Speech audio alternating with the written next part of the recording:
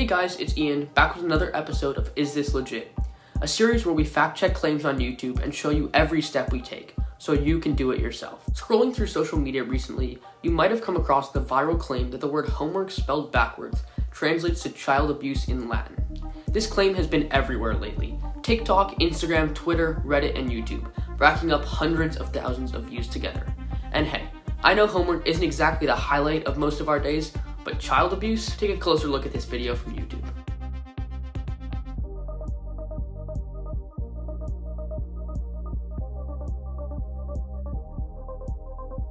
So is this a real Latin word, or is croamo just a random jumble of letters? Time to find out, is this legit? So I'm going to start out by saying this claim was extremely easy to fact check.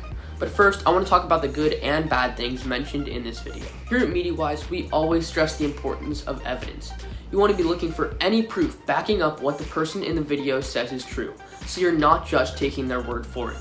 And in this video, well, yeah, it's pretty much just a screen recording of them doing a Google search. At least they were transparent by showing the keywords they used to search with, and they provided source information, Urban Dictionary. Is it a great source? We'll get to that later. So while transparency and source information are always things you should be looking for, it's important to point out that in the screen recording, they click on the very first Google result to get this information.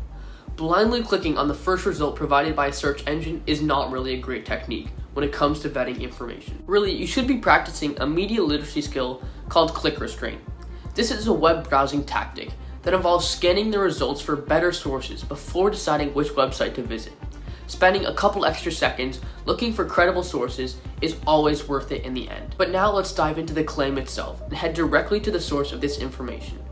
As we can see, Urban Dictionary does have several definitions for the word croamo. The top definition was written by someone with the username Shirley D'Amelio and was posted earlier this year on January 6th. And here lies the issue with Urban Dictionary as a source. Anyone on the internet can submit a definition. For those who aren't familiar with Urban Dictionary, it's a sort of rebellious younger sibling to the Merriam-Webster Dictionary. Its key difference is, instead of professional editors defining the words, Urban Dictionary is fully crowdsourced. The website is also mostly for defining slang words and phrases.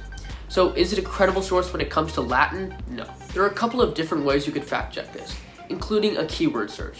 I used pretty much the same words that YouTubers searched with and found several articles debunking this claim, including this fact check from Snopes. And according to Snopes, croamo is definitely not a Latin word, especially since the letter W doesn't even exist in the Latin language at all. Snopes reported that this claim has been lurking around the internet as early as 2013, and as we saw, it went viral again earlier this year. Other ways to fact check this claim would be to simply find an online Latin dictionary or use the Google Translate tool. The Latin dictionary I found brought up no results for the word croamo. And when I use Google Translate, the Latin phrase for child abuse is completely different. But there is one media literacy skill that always works for me, having a healthy dose of skepticism. And as we just saw, fact-checking isn't difficult at all. Sometimes the hardest part is just training your brain to be suspicious of claims on social media and getting in the habit of researching before sharing. Now, before we rate this claim, let's quickly talk about satire versus misinformation, because I know plenty of you are going to point out that this was all just meant to be a joke. Satire is when someone shares false information that is intended to be funny. It usually involves irony or sarcasm to parody recent events. But when someone shares a piece of satire as fact, then it crosses the line into misinformation. And people mistake satire for real news all the time, which is why you should always check to make sure your source is a reliable one. And I know what you might be thinking, that will never happen to me.